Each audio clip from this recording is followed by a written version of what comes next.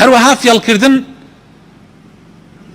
لە فرۆشتنی شتێکە. بۆ نمونە لە زمانی پێغەمبەر صلی الله عليه وسلم حیوانێکیان فرۆشتووە، حوشترێک، مانگایەک، مەڕوو بزنێک فرۆشتیانە، کابرا بەر لە ئەوە بیفرۆشێت 2-3 ڕۆژ یەڵاوێتیەوەی نەیدۆشیوە، بۆ ئەوەی کاتێک ئەیباتە شوێنی فرۆشتن وا دیار بێ گوانەکەی پڕە لە شیر، سوێنی شەخوا ئەڵێ سیرکەن، یعنی ئەمە هەر دوێنێ ئێوارەت دۆشیمانە بۆن من تەماشاکەن ئەمڕۆ چەندە شیری هەیە درۆشەکە.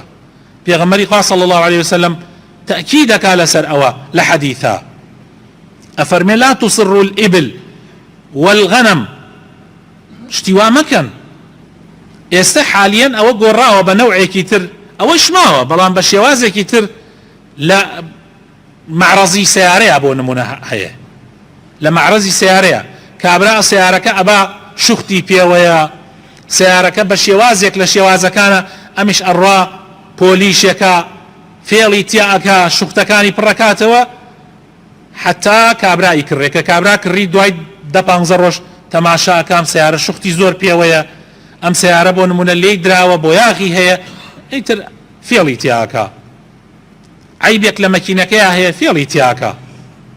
حتا تەنانەت من خۆم سیارەم کڕیوە چەند ساڵە پێش ئێستا، کابرا خۆزگا تەنها لەوانەیە فێڵی بکردایە، کابرا ڕۆیشتو بوو علامەکانی گۆڕی بوو، سیارەکە سیارێکی سینیە، علامەی پاش و پێشی کردبووە توێتە و یابانی.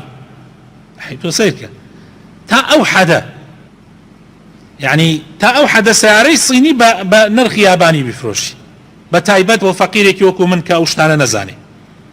ئەو کاتە من باوەڕم وا بوو کە هیچ کەسێک لە معرەزا کاتێ من ئەچم خۆم تەماشای خۆمەکەم کە هیچ کەسێک فێڵ ناکە، بە تایبەت کاک حاجی، کاک فڵان، کاک شێخ، تر منیش وا مەزانی حاجی و شێخ مەلائیکەن و قەت فێڵ ناکەن. لا حول ولا قوة إلا بالله. ما بستم أوانيك أو إشانة أكنك همو حاجيك وهمو شيخك.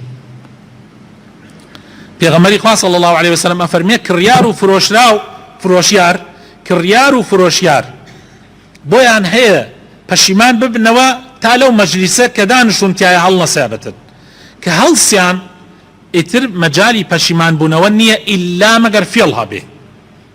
ئەگەر فێڵ هەبوو کابرا بۆی هەیە بیگەڕێنێتەوە شتەکە، ئەگەر سەیری کرد فێڵی لێکراوە بۆی هەیە بیگەڕێنێتەوە. جا پێغەمبەر ئەفەرمێ صلی الله علیه وسلم ئەفەرمێ کڕیار و فرۆشیار بەرەکەت لە ئیشەکەیان هەیە ئەگەر ڕاست بکەن و عیبەکان بە کاملی دەربخەن، بەڵام ئەگەر بیشارنەوە عیبەکان و فێڵ بکەن بەرەکەت لە معاملەکەیانە نامێنێ، وەکو لە حەدیثەکەی ئیمامی بوخاری و ئیمامی مسلم هاتووە. لە حەدیثێکی ترا کە ئیمامی ئیبن ماجە ئیگەڕێتەوە و ئەلبانیش ئەفەرمێ صحیحە، پێغەمبەر ئەفەرمێ صلی الله عليه وسلم المسلم أخو المسلم، مسلمان براي مسلمانه، ولا يحل لمسلم باع من أخيه بيعا فيه عيب إلا بينه له. مسلمان براي مسلمانه، حلال نییە بۆ هیچ مسلمانێ شتێک بە کەسێکی تر بفرۆشێ بە مسلمانێکی تر بفرۆشێ ئەگەر عیبێکی تیابێ بیشارێتەوە و باسی نەکە، حەڵال نییە. طبعا ئەمە بەس تەنها بۆ مسلمان نییە، حەدیثی ترمان هەیە تەنانەت معاملەکردن لەگەڵ کافریشە، مادام کافرێکی حربی نەبێ و لە وڵاتی ئیسلامە بژێیان تۆ لە وڵاتی ئەوە بژێی، فێڵکردن لەگەڵ یا هەر حرامە و هەر دروست نییە.